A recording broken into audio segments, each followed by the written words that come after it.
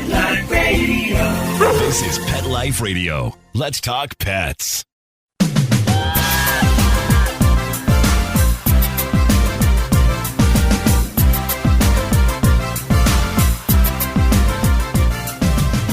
Good day from California. Welcome to the Anything Possible podcast.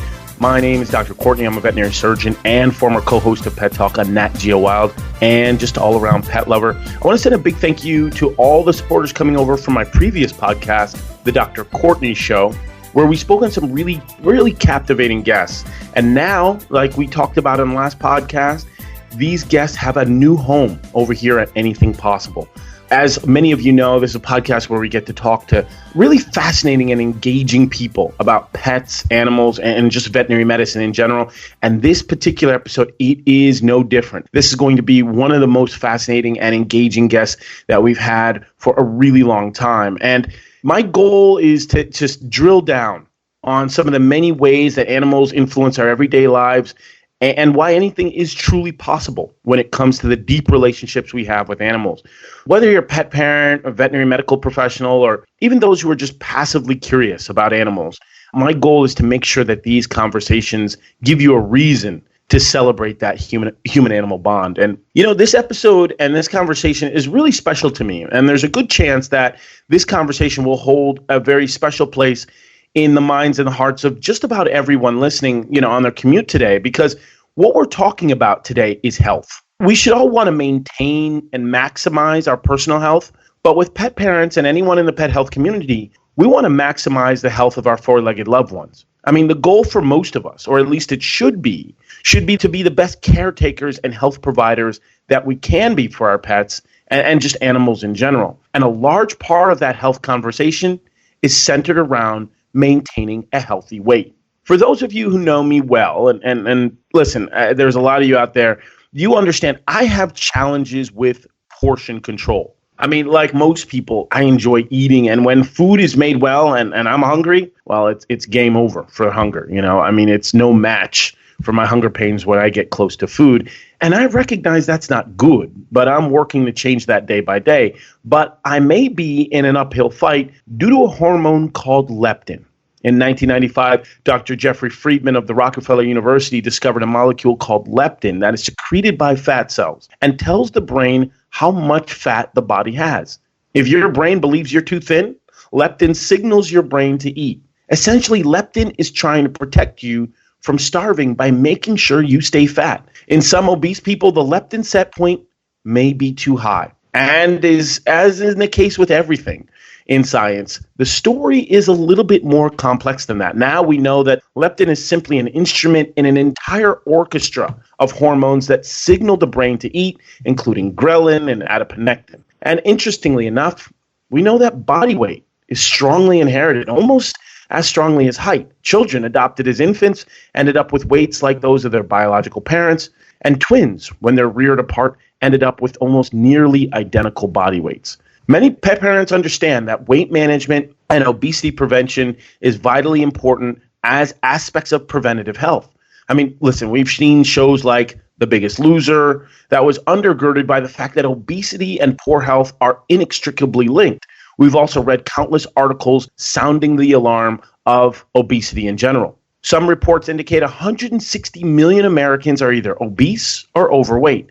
Nearly 3/4 of American men and 60% of women are obese and overweight. And there's major challenges for Americans' children too, with nearly 30% of boys and girls under the age of 20 are either obese or overweight. And that's up from 19% in 1980. When I started thinking about this subject, one thing that jumped out to me is how upfront and in your face this subject is. I mean, as soon as someone walks in the room, you pretty much know what size they are.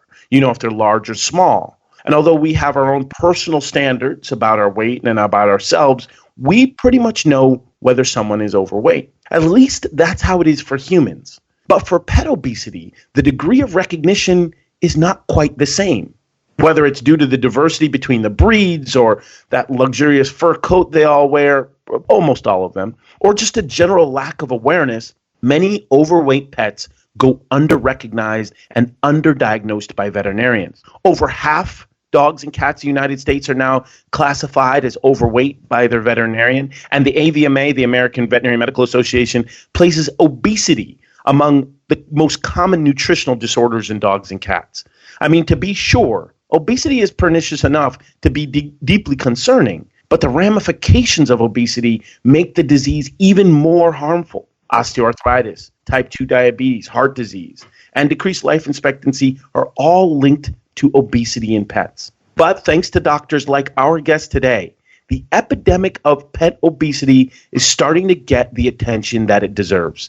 Today, we are going to be speaking with Dr. Ernie Ward. He's truly a luminary in the world of pet health media. He's been one of the leading voices in the battle against pet obesity. And when it comes to this topic, there are very few people on this planet who would be more perfect to talk to than Dr. Ward. Because this is a space where we explore the depths of the human-animal bond and how deeply we're connected to pets, I'm going to ask Dr. Ward to take a deep dive into some of the similarities between obesity among us as people and obesity in pets. And what are the major differences? But before we get to our exciting guest, I want to be sure to let everyone know out there how they can get in contact with me. If you have any questions, thoughts, or topic discussions, you can reach me at Dr. Courtney, DVM, on Twitter and Instagram. Questions with positivity and love will get answered with priority, but not exclusivity, so we'll pretty much answer anything.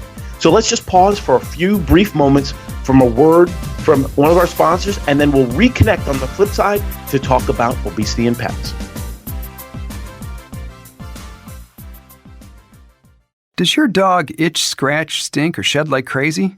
Come to Dynovite for help. Order a 90-day supply of Dynovite. Dynovite for life. Pick up 2 tubes of Dogosuds. Get the 3rd tube free. Peppermint, tea tree, lavender, Dogosud shampoo. Made with all-natural coconut, jojoba, aloe. Great for healthy skin and soft, shiny coats. But no itchy, harsh chemicals. Lather up, rinse away. Try Dogosuds. Buy 2, get 1 free. At Dynovite.com. DINOVITE.com.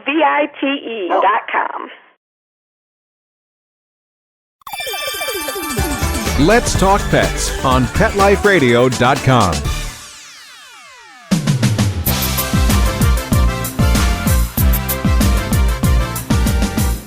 Welcome back, and thanks for joining us. The war against pet obesity can be complicated and multifactorial, but we are joined by Dr. Ernie Ward, who will help to clarify things for us. And listen, as I mentioned, he has been on the forefront of this movement as early as 1999. In 2005, he founded the Association for Pet Obesity Prevention to help raise awareness on the dangers of excessive weight in dogs and cats. He's a published author called Chow Hounds, Why Our Dogs Are Getting Fatter. That was in 2010. And he co-authored the American Animal Hospital Association's Weight Management Guides for Dogs and Cats in 2014. As if to underscore how seriously he takes fitness and healthy living, Dr. Ward is a certified personal trainer and a USA Triathlon certified coach and multiple Ironman finisher. It is an absolute pleasure to have you, Dr. Ward. Thanks so much for joining us here on Anything Possible. Courtney, it's great to be back with you. I mean, and again, congratulations on the new podcast. You're really doing an amazing thing for pets all over the world. Well, I really appreciate you saying that. I mean, it's really nice to hear that, because the reality is I've had you before, and I'm going to try to, I'll just put it out there, I'm going to try to have you as much as I possibly can. You're just so fascinating to talk to, and you're so loaded, just compact with so much information.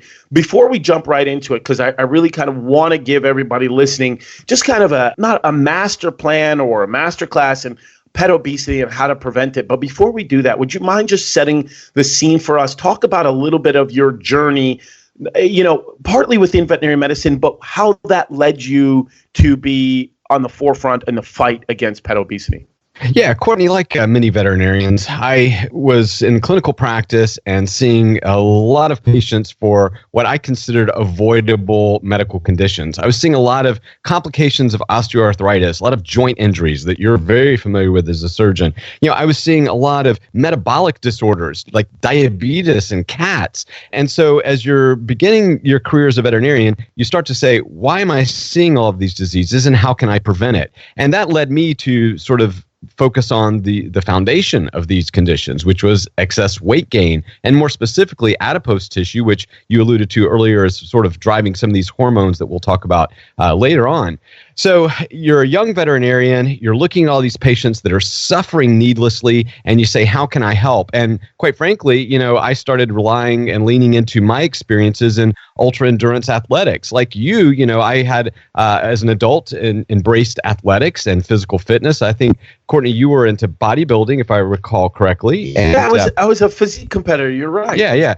And so, we sort of then said, wait a second, why aren't we talking about these things in our profession? Because you and I were, surrounded by people talking about nutrition, training schedules, aerobic, anaerobic activities, HIIT training. I mean, all these things. And yet none of that is transferring over to pets. And so, quite frankly, I said, how can I begin this conversation? I was active, already had been writing and lecturing on other topics in veterinary medicine. And just one night, really, I always tell the story, but Dr. Stephen Budsberg, who's a surgeon at University of Georgia, past president of the American College of Veterinary Surgeons, one night he said, Ernie, I'm tired of hearing you talk about pet obesity. Why don't you do something about it? And that dinner conversation led to us founding the Association for Pet Obesity Prevention, and then starting our research. Dr. Budsberg, great guy. He published an article recently on tramadol, which is, kind of swept the nation. So I absolutely love that. It's really interesting you bring up that your own lived experience led to you helping pets, because I think it really underscores that human-animal bond. And you say, hey, this is kind of what my experience was in life. How can I give pets that benefit? And I think that's what really drives us as veterinarians, taking those benefits and those ideas and seeing how pets can benefit. In your opinion, when we look at the benefits of maintaining a healthy weight, when you look at the opposite as far as obesity and overweight pets, why do you feel like it's so dangerous? We had just talked about osteoarthritis. You had talked about type 2 diabetes.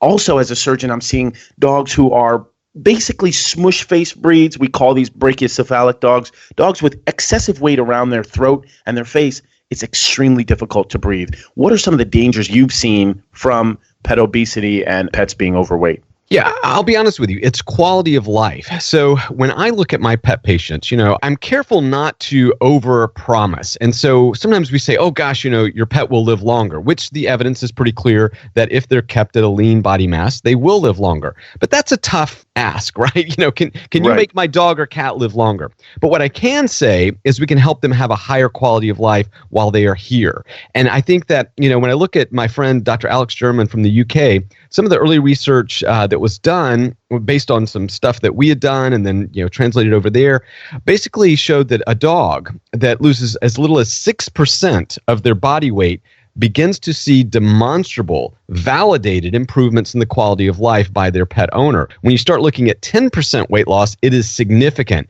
So this means that a 100-pound Labrador Retriever that needs to be 75 to 85 pounds, for example, if they can just drop 6 to 10 pounds, Courtney, their life improves. And that's really where I start. And then the second thing is, okay, look at all these comorbidities that we've discussed, particularly crippling arthritis, diabetes that you have for the rest of the pet's life. You've got things like kidney failure that is directly related to obesity, specifically the adipose tissue hormones. But when I look at all of those things adding up, I say, wait a second.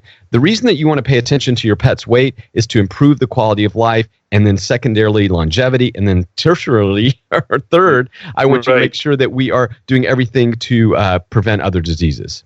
You talk about Labrador Retrievers. That's the classic image, right? That's the poster child of obesity, is that Labrador Retriever.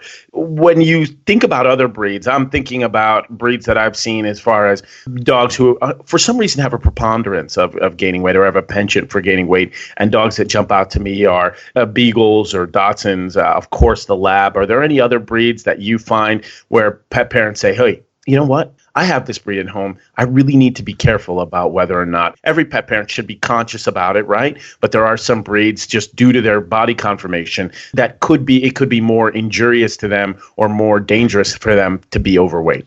Right, absolutely. At the top of my list, pugs, Frenchies, corgis, bulldogs, those we see them in our studies year after year pop up high. And of course, they have body shapes and morphology that tends to cause more problems. So if a corgi has excess weight, then they're more likely to have lower back injury, for example. And of course, bulldogs are going to have all types of breathing disorders and so forth. So those are the breeds that pop up. But I want to point out one thing too. You mentioned in the opening the genetic link. And the first thing I want to say to listeners, whether you're a veterinary professional or a pet owner, is that genes do not equal destiny. And that means that, there's a lot of factors that influence your phenotype. So just because you may have inherited as a human or a dog or a cat, a gene that predisposes you, and that's the really important part there, that predisposes you to gaining weight, doesn't mean that you are now sentenced to a life of suffering from obesity. And so we know that when it comes to genetics and phenotypes or how those genes are expressed in the body, it's about 30% determined exclusively by the gene. So some genes you just simply can't outfox. You can't somehow manipulate. But about 70% of genetic expression is influenced by environmental parameters. And this is where getting into activity levels, this is where environmental influencers like exposures to certain chemicals and compounds that we'll talk about later, particularly some of the plastics and microplastics that we're seeing pop up in pet foods and human foods. We know that obviously an obesogenic environment where you're not moving as much, you live in an apartment, so it's hard to walk your dog or exercise yourself. So those are the types of things that influence that genetic expression. But the reason I want to mention this is because that we have bred dogs specifically to be trainable. In fact, I would argue in my new book called The Clean Pet Food Revolution, I talk about the history of dogs and how we actually brought them in and sort of what the archaeological and genetic data tells us about how we began this relationship, this sacred bond. But when we look at it, we actually selected and preferentially chose dogs who could be trained. And how do we train them? Primarily with food rewards. So that means that we have actually selected for dogs today, current day dogs, every dog, mutt, pure breed, whatever, that drive from food. So this food drive has been studied. In fact, we know the exact gene that is involved with food drive, and we know that dogs with obesity tend to have more copies of this food drive gene. And so this is where, you have to say, okay, I always talk about, look, we want to train with positive reinforcement. And so most people just start out with food, but you're supposed to, and you should train with food initially, during those first few weeks of puppyhood, but then immediately replace it with praise. Because the same gene that codes for I like food and I will work for food also says I like affection. And so all of this is sort of intertwined with dopamine and norepinephrine and serotonin in the dog's brain to say, wait a second, the reward mechanism, I get it, there's food here, but gosh, I really like it when you pet me. So, again, we want to make sure that we don't just feed into my dog has the gene for it, and therefore I can't do anything about it, because you can.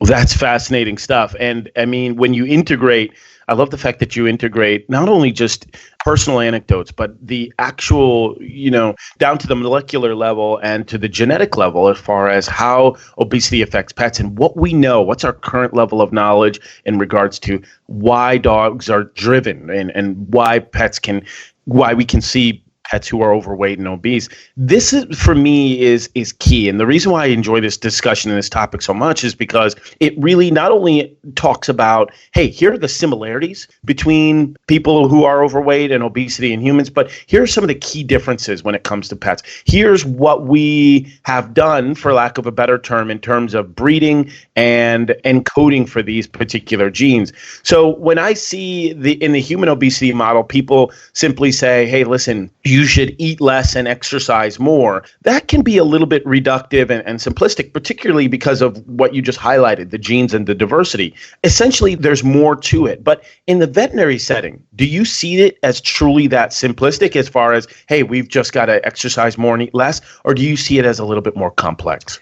It's very complex. And in fact, if you've seen some of my media and writings the past couple of years, Courtney, it goes like this. We have to go beyond feed less, exercise more as our only treatment modality. Like right now in the world, the only treatment for pet obesity that veterinarians have is the advice of feed less, exercise more. And it doesn't work. It simply doesn't work. Lifestyle changes alone don't work. If they worked, Courtney, we would not continue to see childhood obesity rates globally increase. We wouldn't see adult obesity rates skyrocketing around the world. So we know that lifestyle changes alone don't work. So this is where back a few years ago, we wrote, myself and two co-authors, Dr. Julie Churchill from the University of Minnesota, a lovely, lovely lady, pet obesity expert, Alex German from the UK, and myself, we wrote this thing called the Global Pet Obesity Initiative. And so we have a statement that declares three main things. And again, we now have 24 the largest global veterinary organizations that have signed on in support,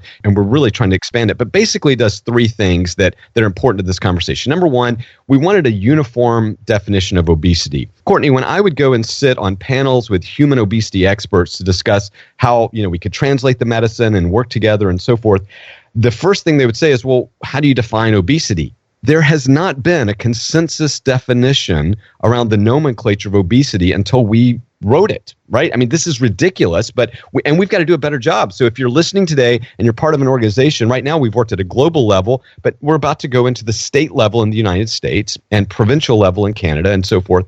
But we needed a universal definition. And we really sort of leaned on our human colleagues. And look, I will tell you, these are arbitrary at best. But we basically defined obesity as 30% above ideal body weight. And then, of course, we use the 8 to 9 on a 9-point system. So, So you have to start somewhere. And we chose that 30% after consulting with really all of the major human obesity. And that was in line with what they said. The second thing is, if you ask somebody today, okay, what's your cat's BCS? The next question you have to ask, Courtney, is on what scale? Because globally, there are 3 accepted body condition scales or scores that we use.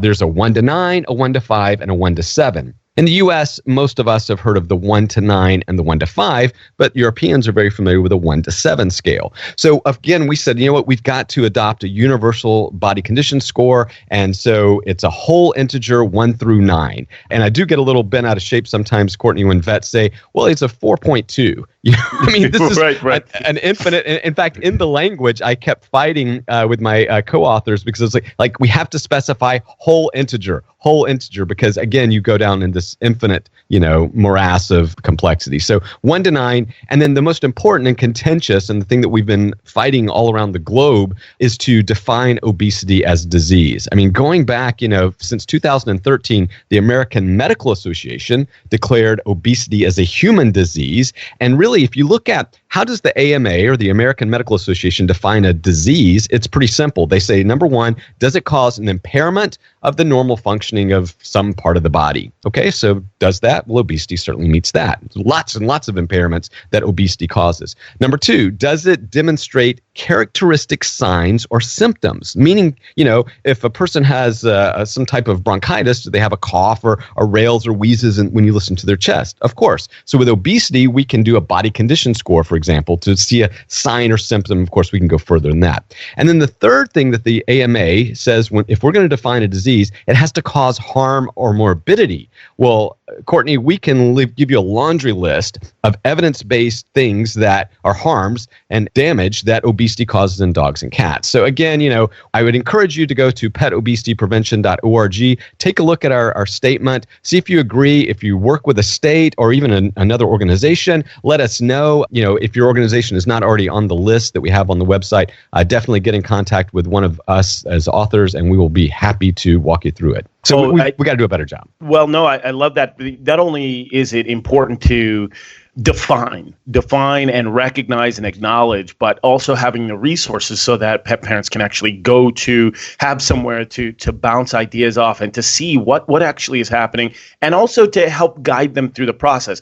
And that's essentially what I'd love to do through the rest of this conversation. Is anybody listening, I'd love to just kind of go through, again, we talked about sort of a master plan or a master class kind of, and how to prevent pet obesity. And I'd love to do that on the flip side. Will you stay with us? We're just going to pause for a few brief moments. And when we come back, will you go through these steps with me? Absolutely. Excellent. Thanks. Everybody, hold on 1 second. We're joined by Dr. Ernie Ward, and when we come back, we're going to talk about some really detailed and sequential processes on how do we fight this battle of pet obesity. Stay right with us. We'll be right back.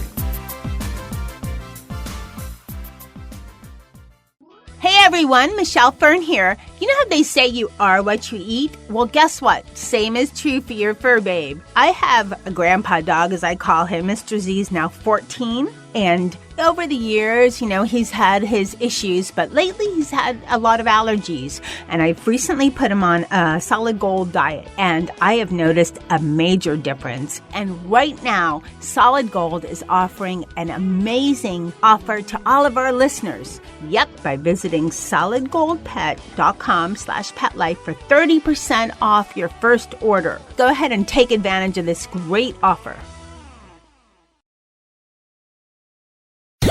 Let's talk pets Let's talk pets on Pet Life Radio. Pet Life Radio. PetLifeRadio.com.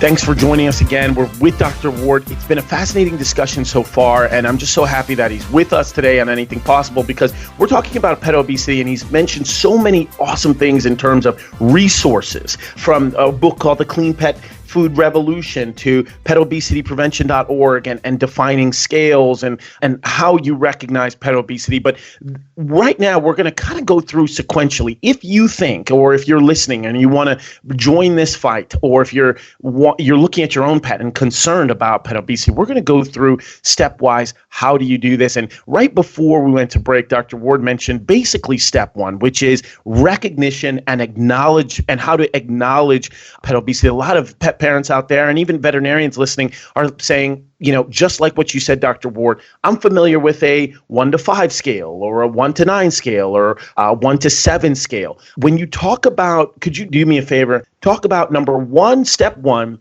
acknowledging pet obesity, and what is your preferred scale? And then after you tell me what your preferred scale is, just give me a couple of highlights on how somebody can find out where their dog fits in that scale. Yeah, it's a great question. And certainly our consensus statement is the 1 to 9 whole integer body condition score. Whole integer. Yeah. Okay. And again, this is in alignment with WSAVA, or the World Small Animal Veterinary Medical Association, that we work very closely with. In fact, we've got a couple of really exciting things for next year. So yes, so globally it's a 1 to 9 scale. But Courtney, the most important thing is awareness, recognition. Most pet owners are in denial. Most pet owners don't know what to look for. And look, you and I go on TV and we say, hey, take the touch test. Like, if you can't feel the ribs easily, right? Or if there's an extra fat around the hips, we do that, right? If there's a tummy sag, those are really gross indicators. And by gross, I don't mean yuck. Right. I mean, like, just really broad. And so as a medical professional, we really need better tools.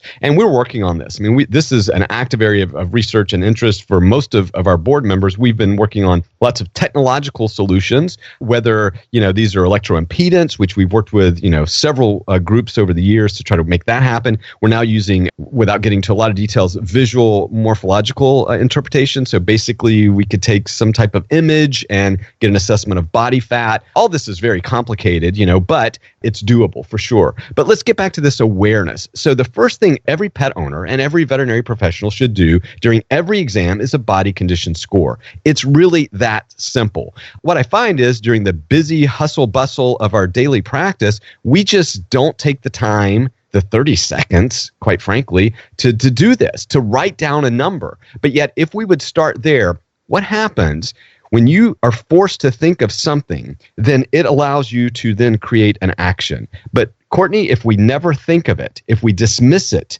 if we ignore it, then we never are challenged by action. So if you put down a BCS of 8 or 9, you've now defined and diagnosed obesity in a dog or cat. You are obligated to do something. And I think that's really where vets are like, look, I've got to deal with the limping. I don't have time to deal with the weight. Or what I think is most important, I think vets are frustrated because all we can say is feed less, exercise more. And you know what? It doesn't work. They get tired of selling a dog a bag of therapeutic weight loss diet. The dog comes back 6 months later. It's gained weight, right? I mean, so all this frustration just equals to inaction. And this is why, again, we go back to why is it so important to declare this a disease? Because we're trying to raise awareness. What we've seen in the U.S. human medical field and in Europe, Once they declared it a disease, doctors took it more seriously. And people often said, oh, that's because they were worried about liability. It really wasn't. It was because doctors love to treat disease. We are here to help. And so suddenly when you put that on the radar, and what I think will happen in veterinary medicine, quite frankly, Courtney, is the next generation of vets, as we move forward towards this formal declaration of obesity as a disease in companion animals, you're going to have an entire generation of vets that they treat it as a disease. Not old timers like me or you, right? Right. I mean, we're going to have young veterinary students who are always taught that this is a disease. It will change how we do it. But more importantly, it'll drive industry, pharma, food, to give us better solutions. Right now, I can tell you, I go to technology companies and say, hey, help me with the diagnosis of this. They're like, we're really focused on kidney disease. We're really on allergic dermatitis, on corneal disruptions, right? It's like, what? They're like, well, diseases, not, this is just people feeding their dog too many treats. I wish it were that simple. So awareness, I know we've gone on too long, but body condition score. And if you're a pet owner listening today and your vet does not write down a BCS score on your physical exam report, you need to demand it. I mean, I'm just going to be that blunt. No, I love it. And that is genius. Listen, and you alluded to it earlier, as a surgeon, that is something that we can put the blinders on is, okay, we have a dog who has a decreased quality of life because of a lack of mobility, whether it's they're limping because they tore a ligament or a fracture or osteoarthritis or whatever it is. The goal is to regain mobility. But I know that maintaining a lean body condition is part of that conversation with mobility. And, when you have pet parents who say to me, you recommended that my dog lose some weight because of obesity or because my dog is overweight. My dog lost weight and it's like I've got a brand new dog. Absolutely. Their lifestyle is just totally different. And you're right. We did kind of dive into number one a little bit too much. Let's see if we can touch base on, you mentioned diseases. I always think, and this could be number two or number three, but number two, talk to me about how important it is that you look at obesity as a disease, but also make sure that we screen for underlying diseases, because you could be trying to fight obesity, but it's an uphill battle because there's something simmering underneath the surface that you don't know about. Yeah, without a doubt, hormonal imbalances are the biggest complicating factor for obesity, particularly in dogs. And by that, I mean thyroid dysfunction. And so hypothyroidism is still largely misdiagnosed, undiagnosed, underdiagnosed in our canine patients. I can't tell you how many second opinion dogs with obesity that I've seen, and they only did a total T4.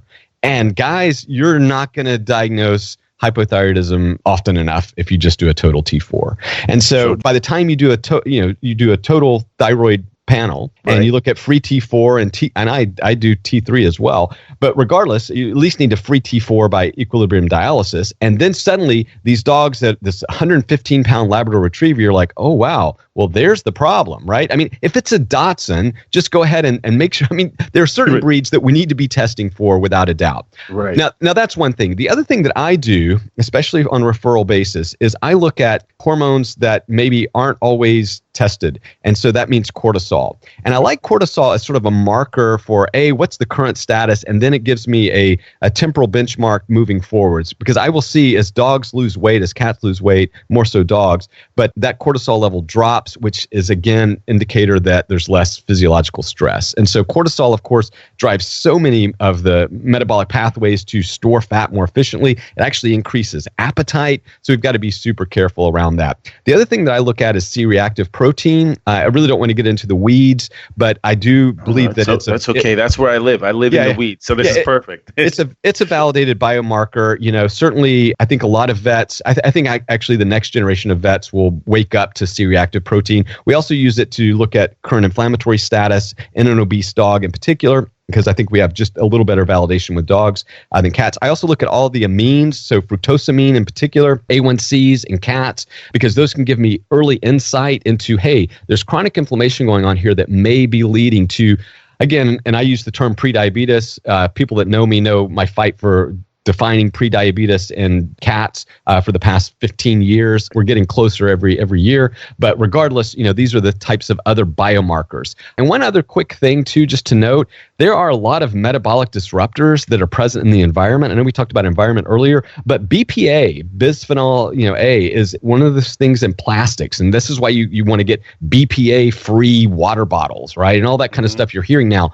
But there's a lot of cheap plastic water and food bowls for dogs and cats out there that probably contain BPA, and BPA evidence linking to obesity is very, very strong. So again, I would say let's watch the environment closely for any of those little things that may be causing metabolic hormonal disruption leading to obesity. Genius. That's absolutely genius. There is that push. And when we talk about that, the concept of One Health, right? The One Health, human, dog, cat, regardless of the species. We also talk about how all of us are inextricably linked, whether it's humans, pets, and the environment, the global health of all of us. And I think plastics is a really important part of that discussion. Well, and one quick go ahead, thing there. Please, yes. So back in 2016, I think it was, the CDC, Centers for Disease Control for the U.S. government, they convened a special One Health Obesity Summit in Atlanta, Georgia, where they're located. And so a bunch of us were invited down. So it was a bunch of pet obesity experts with a bunch of human obesity experts to talk about what it was. And it was really funny because I'm used to sitting on One Health panels, as you are, Courtney, where we look at companion animals as the sentinel species, right? So we say, it's going to pop up first. Like flame retardant cancers popped up in cats, okay? So things that they were putting in furnitures and mobile homes, we were seeing this type of thyroid cancer in cats years and years ago. It was a sentinel species for humans, okay? So getting off track, but here was what I found quite interesting, was that they were like, hey, wait, humans are the sentinel species for companion animals, because they were saying, look, the lifestyle of the human caretaker is actually leading to or contributing to the pet obesity, not the opposite, right? Now, of course, I quickly spun this to talk about things like plastics and all types of, diseases that we're not really thinking about, microbiome influences. In fact, we know that when you live with a dog or a cat, your microbiome, your gut intestinal flora is influenced by that species. So there's also some really exciting research that we're doing currently with a company called Animal Biome, Dr. Holly Gantz out in California, where our office is located in Berkeley, and just some fascinating stuff that's going on. So yeah, there's a lot of translational there, but the One Health aspect is something we really need to embrace more. Well, listen, I did want to ask you this, but I wasn't sure if we were going to get to it. But listen, let's dive right into it. This is going to be a pretty hard question, but I wanted to get your opinion on it. That there's been some discussions in the Journal of Nutrition and some in psychology journals about the behaviors of pet parents with obese pets. And they've talked about this idea of overhumanizing, where work and exercise isn't viewed as important when their pet is looked at as like them, or when it's looked at as a human, where they're getting lots of treats, they're not getting enough exercise. And finally, just recently in the University of Copenhagen, looked at the body mass index of pet parents who had obese pets, and it turned out that they also had a higher body mass index. Essentially, when you put it as if I could speak plainly, what they found is that when it came to dogs who were obese, they also saw pet parents who were obese as well. This is challenging because it's something that I think a lot of veterinarians have encountered, have been sensitive to, and have really been particularly sympathetic towards. But it's still a very challenging conversation, and I wanted to ask you how you navigate that scenario if your focus, your attention is about the health of the pet, you are seeing an obese pet, but then also you see the pet parents and they may not be in the picture of health as well due to obesity or being overweight. Yeah, and look, this is something that we have been very vocal about for a long time, and I'm going to give you my opinion. It may not be one that everybody wants to hear, but I hear you. Yeah, so this is old research. This goes back to a German study nearly 20 years ago that said, the people with obesity, are they more likely to have a pet with obesity, right? And of course, here's where, first of all, you have complete bias in your data set, because the majority of adults in Europe, well, I shouldn't say all European countries, but certainly let's speak to U.S. and Canada, since that's where most of our listeners will be. The majority of U.S. adults are overweight or have obesity. So right there, what does that tell you? It doesn't tell you anything. If the majority of people have that, I mean, you can do some clever statistical analysis and tease out certain things, but the reality is, if most of the people are already in this one cohort, you're already completely biased. So I don't really see the value there, right? Okay, all you did was conclude that, independently we know that there are more, or at least a little over half of the dogs and cats are overweight or have obesity. We know of similar types of data supports human adults and even childhood now. So I don't see where that mixes together. The other thing I would caution veterinarians is we are not there. We are not human physicians. We are not human healthcare providers. 100%. And by definition, what you've just described is actually judging a client. And this is where we get into stigma and bias, because what we have to do as a veterinarian, and I would argue this is what our human colleagues should do as well, is we need to focus on the species that we are the expert in, okay? Now, I have some crosstalk, between my coaching and personal training and all that, like you, right? But I don't go into the exam room and say, well, let's talk about your diet, Mrs. Smith, Right. I mean, it's inappropriate and it's distracting. So I really want us as a veterinary profession to focus on our patients, our responsibility first and foremost. This is why we're doing a lot of research right now at the Association for Pet Obesity Prevention around weight bias and stigma, because we think that what you've just described, Courtney, actually is happening. And so these veterinarians are going into the room and they're seeing a person who's suffering from obesity themselves, and then they don't want to have the conversation for fear of inadvertently, offending the client. I mean, I've written about this for almost 20 years, and this is this is friction, this is tension that's created in every exam that has these factors at play. And I think that as a profession, we have to be able to set aside our judgment of the client. We really have to go beyond blaming the client or blaming the pet for this and say, look, here's what we've got. Right? I mean, it kind of drives me crazy sometimes. A person that comes in to a human doctor's office and they are diagnosed with prostate cancer, typically the physician isn't going to say, well, did you eat a lot of processed red meat? Well, there you go. Can't do much for you. Of course we don't say that. But yet if you apply that same methodology, a dog or cat comes in, it's a 115-pound golden retriever, and we're looking at the owner who's 350 pounds, so they're suffering from obesity, and we just say, well, I'm not going to be able to help you guys because you obviously can't help yourselves. Again, we've got to do better. This is a disease state. We need better tools. We need a better treatment. Again, I want to be careful of judging the pet owner in these situations and focus squarely on the patient that I am obligated and licensed to treat, which is the dog or the cat or the horse or the whatever. Very well said. I think if you approach almost every situation, and that's what I try to do every day, whether you're talking about pet obesity or any sort of disease state, if you place it pet first, what's the best for the pet, then everything I think falls into line. Your conversations with pet parents, your treatment goals, your decision making, your medical strategy, if you place it, what is best for the pet first, I think everything seems to fall in line. Before we get off track, though, and Courtney, one quick thing. Let me just one quick jump. For veterinary colleagues, here's a bit of advice that you should apply to everything in your life. And pet owners, you can take this as well. That is, approach every situation with a success outcome mindset. So meaning that when I look at a pet patient with suffering from horrible obesity, I don't say, well, they're never going to fix this. They're never going to be able to overcome this. You have to go in with a success outcome. You have to say, we can do this.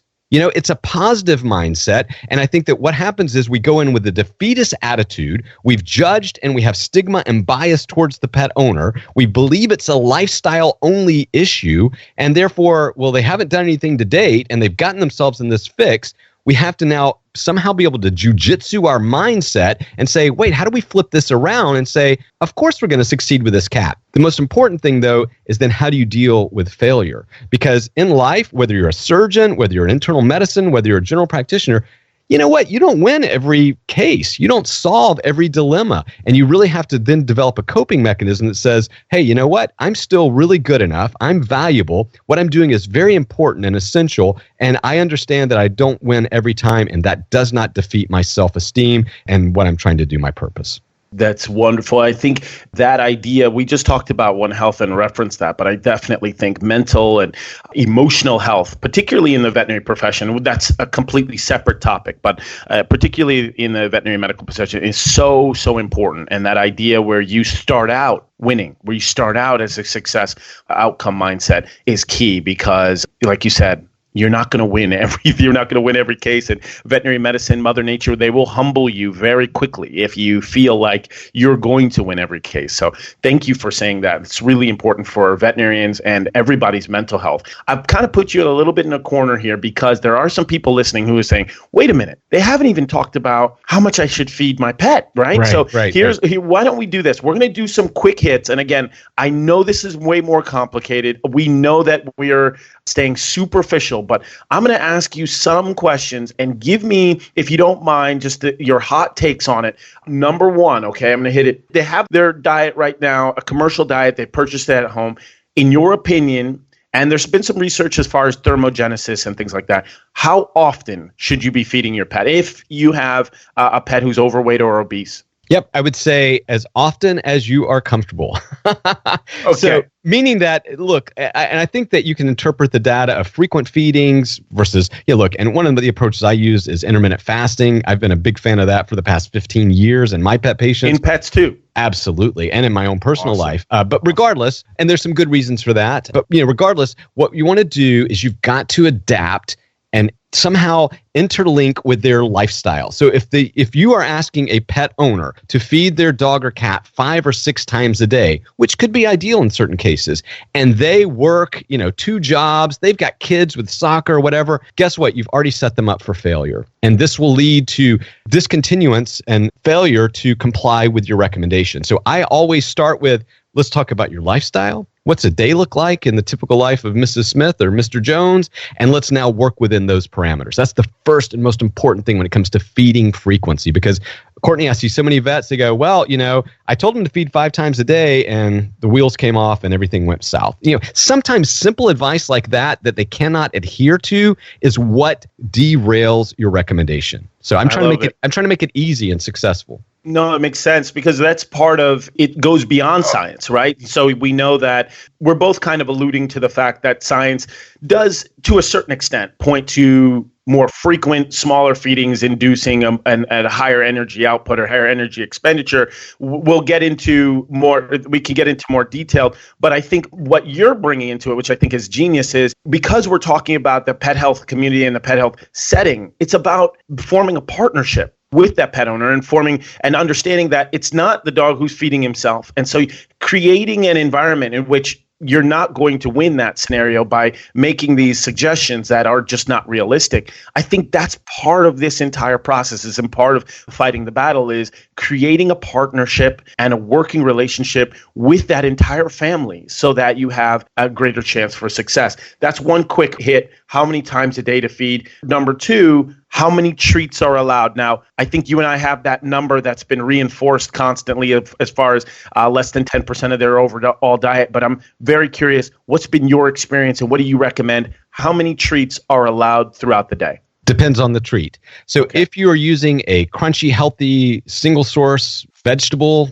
baby carrots, sliced cucumbers, zucchini, so forth, you can give that 100 times a day. I'm exaggerating, of course, but you can give that many, many times, which is why you hear us lean into those treats so often, because we know that, people have often asked me, and look, I've worked on these projects before with automated feeders. Like, look, Ernie, the solution here is simple. Take the person out of the feeding equation. I agree. If you could have a robot dispense your dog's food and treats throughout the day, they would only be fed exactly what they want. But that's not why we love dogs and cats. Part of our expression of love and affection is feeding. So if you take that out of the equation, Courtney, I think you've damaged and devalued the human-animal bond. Call me crazy, but what I find is that when we use the automated feeders to do the 6 times a day dispensing and so forth, people are desperate for that interaction and they go around the feeder and give them extra treats. So we actually find them to be highly ineffective in many instances because the people can't help themselves. They want to then give extra goodies because they feel so bad because they're not feeding them. You get the picture here, right? Yes, of course. So again, getting back to this whole,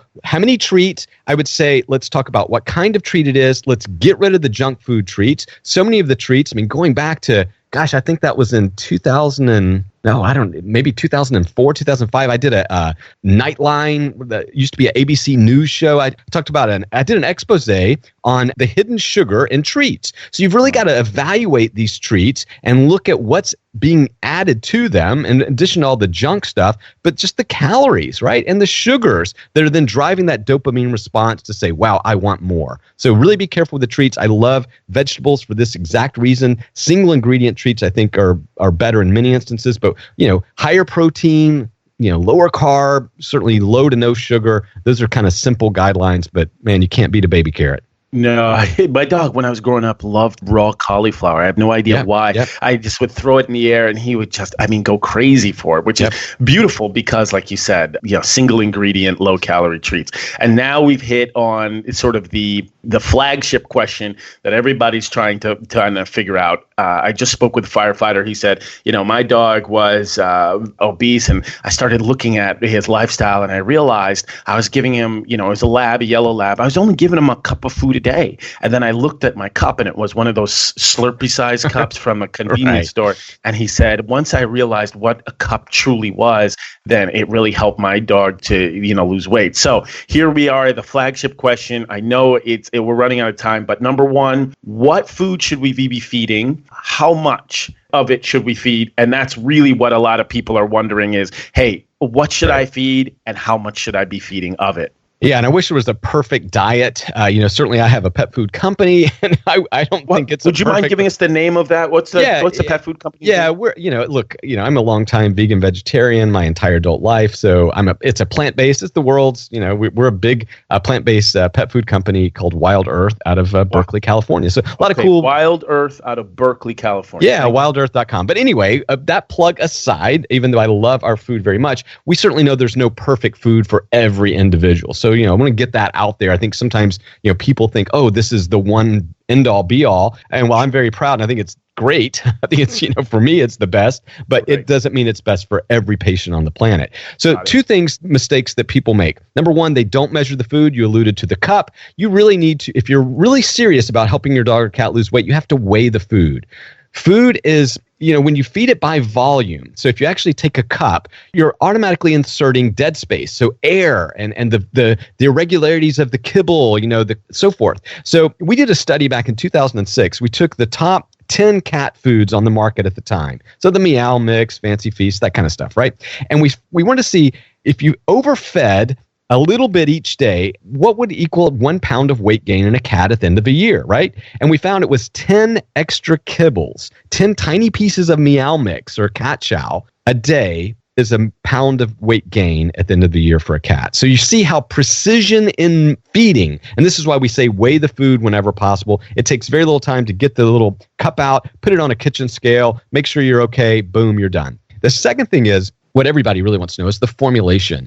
Look, the evidence is pretty clear to me, and we can spin it any way we want, but there's a preponderance of evidence for humans and dogs and cats that show higher protein, higher fiber diets promote weight loss, promote adipose tissue or fat tissue loss, and promote lean muscle mass. So if we're looking at losing the fat and preserving the muscle, I'm always going to check down to high protein, high fiber, which incidentally is exactly the formula that I developed for my pet food company, because I was like, how do we start to at least help maintain a healthy weight and maybe even help some of those that need to lose a little weight? But, again, I think it's high protein, high fiber. And here's the trick. You have to change your dietary approach every 90 days if you're not seeing the response you want. There are physiological adaptations that come in. You mentioned set points with leptin earlier. Well, there's a lot of set points in the body, and we are basically designed to maintain a certain morphology, a certain amount of body fat and muscle and so forth.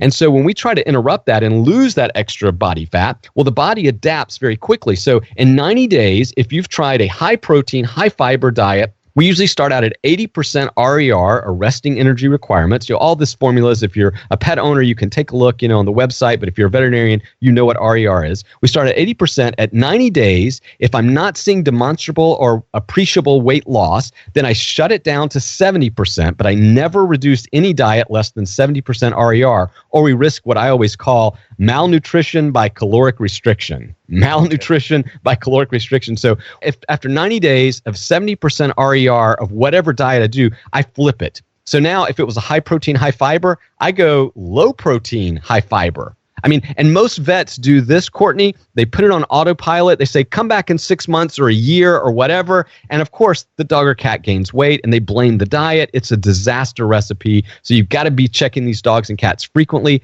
Typically weigh them once a month, but at least every 3 months, and then make dietary adjustments. Oh my goodness, that's awesome. That's awesome. You covered a lot of ground there, from the formulation to from the formulation to the ideal diet and monitoring. One thing too. Let me jump in. Yes. There are a couple of supplements that we have to say, because the evidence is very clear. Without a doubt, L-carnitine should be added to, in my opinion, every maintenance diet in the United States, but certainly in any therapeutic weight loss diet. I went ahead in my food, my maintenance diet, I just added L-carnitine to the desired levels. L-carnitine is something I take every day, and I take it for two reasons. One, of course, lean muscle mass preservation. So it helps, an older guy like me. I'm in my mid-50s. I want to make sure that I maintain the muscle mass that I have, because we all know that as we age, we are going to lose muscle mass naturally. So I want to keep it as long as possible. Right? So L-carnitine, but also L-carnitine has been shown to improve cognition, focus, and attention, and may have a role in delaying cognitive dysfunction in dogs. So we're starting to see a lot of exciting research around L-carnitine. The second thing that you need to add into your diet, if it's not already there, find it, are omega-3 fatty acids. And again, same thing. I went ahead and added high levels in our dog food because I believe so strongly in the science behind this. And we know that omega-3 fatty acids are anti-inflammatory, and we're trying to get this omega-6 to omega-3 ratio back in check, because when that ratio is out of flux, so meaning that you're feeding a high wheat-based diet, a lot of omega-6s that are found typically, in starches. And so suddenly now, when you have this high omega-6 to omega-3 ratio, it causes inflammation in the body, which causes what hormone did we start out this whole conversation? Cortisol. Right? So cortisol drives appetite, drives fat deposition in the body. So, what I'm trying to do is reduce inflammation, because we know that's a back-end way to get into weight loss. Jeez, that's fantastic. A lot of people are focused on that, particularly omega-3 fatty acids. And I always caution people in terms of supplements that more doesn't equal better. And so, of course, there's those benefits. I see, unfortunately, a couple of times per week where we'll have sort of an overdose of these supplements. Just make sure that as you're giving them, and this, when I talk to pet parents, is that you're giving them at appropriate dosages. I really like this, the suggestions for L-carnitine and omega-3 fatty acids, but even more important, I love how you've just detailed, starting from the top to the bottom, just a comprehensive analysis of how someone can battle pet obesity right along with the veterinarian, forming a partnership, looking at awareness, the biomarkers, and what to feed, right? What to feed and how often to feed it, including treats. This discussion is so important and so vital to the health of all pets. I would love to have a part 2 sometime. Dr. Ward, would you ever mind coming back so that we can even get deeper into this discussion? I would. And I'll tell you, we need to talk, or you need to cover on your show, exercise, because this is really important. Right now, there's a cat that's a viral internet sensation. Oh, yeah, Cinderblock, yeah. Cinderblock. And listen, I'm going to tell you guys, really simple. It works like this. Weight loss in humans and dogs is about 60 to 70% diet and about 30 to 40% physical activity exercise. In cats, because they have completely distinct metabolic energy pathway, it's 90% diet and 10% exercise. Right. And this is why I got to tell you, I'm not a super big fan of this, because that cat looks stressed. And if a cat is stressed, what hormone are they secreting? Exactly. Cortisol. It's not helping the problem. Again, when I have a cat with morbid obesity like Cinderblock, the first thing I do is we work on the diet. Once we then get them down, to maybe around 16 pounds or so, get some of the weight off the joints, which is why they're doing this underwater treadmill anyway, which is very unnatural for cats to walk on an underwater treadmill anyway. Right. But I want to then start to focus on the physical. So it's about 90% diet, 10% exercise for cats, 60, 70% diet. Again, Courtney, from your bodybuilding days, your physique exhibition, you knew that six packs are born in the kitchen, not in the gym. Oh, 100%. And I always talk about, the idea of making sure that diet and exercise are an integral part, fortunately for me, and maybe I'm in a bubble, but the majority of my clients they're extremely active. And it may be just because of where I am in California or the types of pet parents that I'm seeing, but their goals are to regain their pet's mobility. And whether their pet has torn a ligament or has a joint that hurts or has a particular condition, the goals that we set for ourselves are, how do we get their quality of life back to where it was before? Going on these 3-mile hikes, going on these 4-mile hikes, swimming at the beach, and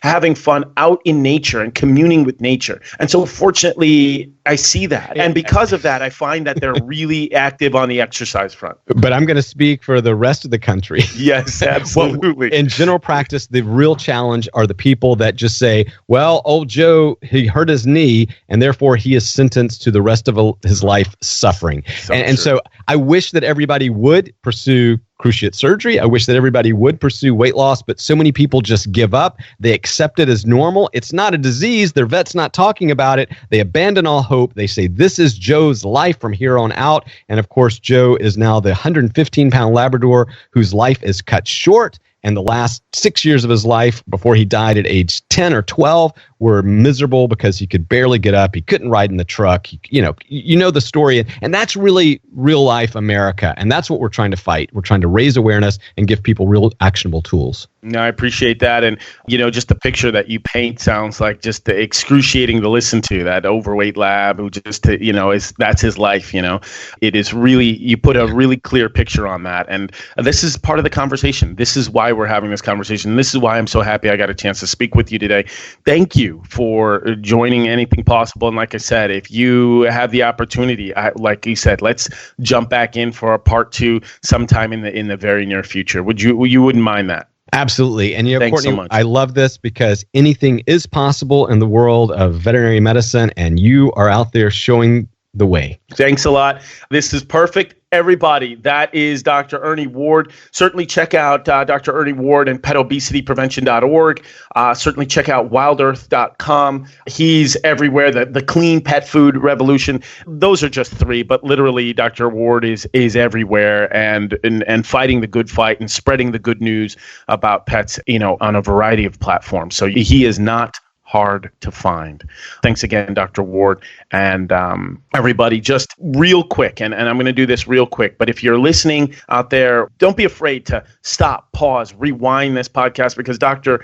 Ward dropped a lot of gems in that right at the end there, from starting with awareness, then going to acknowledge obesity as a disease. We talked about hormonal imbalances, working with your veterinarian, checking for hypothyroidism, checking those cortisol levels, talking about plastics, microplastics in food. Then we even jumped into feeding frequency. It's not just twice a day, not just 5 times a day. It's about lifestyle and working within your lifestyle to improve success. We talked about treats and lean treats, single ingredient treats he touched on, how much feeding, what type of food. He definitely talked about the fact that high protein, high fiber, and then of course, nothing can improve unless it gets measured, right? Nothing can improve unless it gets measured. And so we talked about making sure that we are weighing these dogs weighing these dogs and cats at least once every 90 days or even more frequently to monitor for weight loss. And then finally, with one of the crucial gems he dropped is supplements, and talking about L-carnitine and omega-3. So I'm just so happy that he joined us today on Anything Possible. We covered a lot of ground, and thank you so much for everybody listening. Please join us for the next episode where we'll continue to talk to very captivating and fascinating people. And just keep in mind, there's nothing stronger than the human-animal bond. Let's Talk Pets, every week on demand, only on PetLifeRadio.com.